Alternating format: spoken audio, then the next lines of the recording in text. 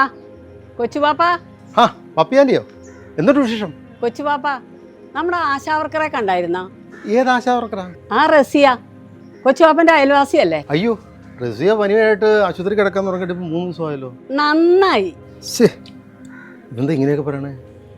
പിന്നെ എങ്ങനെയാ പറയേണ്ടത്? ഞങ്ങളുടെ അപ്പാപ്പനെ വീൽ ചെയർ തരാന്ന് പറഞ്ഞിട്ട് ഒരാഴ്ചയായി പറ്റിച്ചോണ്ടിരിക്കുക. അതൊന്നും പറ്റിച്ചതല്ല എൻ്റെ പപ്പിയാൻ്റെ. ഹെൽത്തിൽ വന്നിട്ടില്ല, വന്നു കഴിഞ്ഞാൽ അവർ കൊണ്ടുത്തരും. ആ തന്നാ മതി. ഇവരുമാരുടെയൊക്കെ ഗമ കണ്ടാല് ഇവളുമാരുടെയൊക്കെ വീട്ടിൽ നിന്ന് എടുത്ത് തരുന്ന പോലെയാ. പപ്പിയാൻ്റെക്ക് ആശാവർക്കർമാരുടെ ജോലിഭാരത്തെ പറ്റി അറിയാഞ്ഞിട്ടാണ്. നിങ്ങളെപ്പോലെ തന്നെ കുടുംബവും കുട്ടികളൊക്കെ ഉള്ളവരാണ് അവർ. അവരുടെ കഷ്ടപ്പാടിനെ കുറിച്ച് അറിയാവുന്നതുകൊണ്ടാണ് ഞാൻ ഈ പറയുന്നത്. എന്തോന്ന് കഷ്ടപ്പാടാന്നാ കൊച്ചുപാപ്പൻ പറയുന്നത്? എൻ്റെ പപ്പിയാൻ്റെ ഒറ്റ ദിവസം പോലും ലീവില്ലാത്ത ജോലിയാണ് അവരുടേത്. രാവിലെ 7 മണിക്ക് മുൻപ് വീട്ടുജോലികൾ കംപ്ലീറ്റ് തീർന്നിട്ട് 8 മണിക്ക് മുൻപ് ഹോസ്പിറ്റലിൽ എത്തണം. ഉച്ചവരെയാണ് അവിടുത്തെ ജോലി.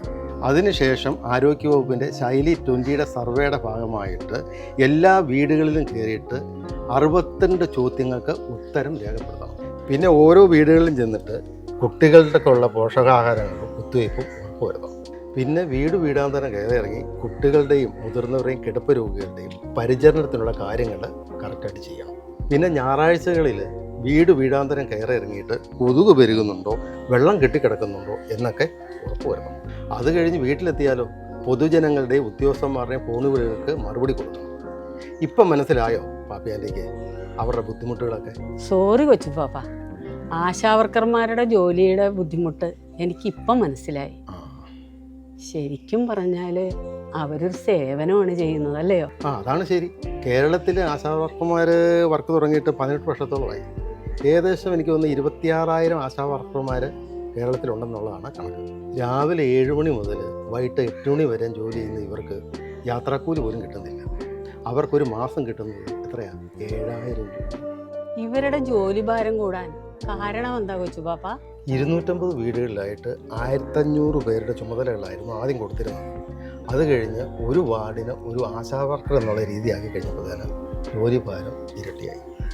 ഒരു ദിവസം പോലും ഇവർക്കൊരു അവധി കിട്ടാത്തത് വലിയ കഷ്ടമാണ് കേട്ടോ.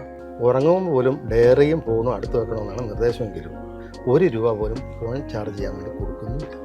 ശരിക്കും ഇതൊക്കെ ആനുകൂല്യമായിട്ട് കൊടുക്കേണ്ടതാണ്. ആവശ്യമായ ആനുകൂല്യങ്ങൾ സർക്കാർ കണ്ടറിഞ്ഞ് തന്നെ കൊടുക്കണം. ഈ നഗരങ്ങളിലും ഗ്രാമങ്ങളിലും ആരോഗ്യകരമായ കാര്യങ്ങൾക്ക് ആദ്യം നമ്മൾ ആശാവർക്കർമാരെയാണ് കാണേണ്ടത്.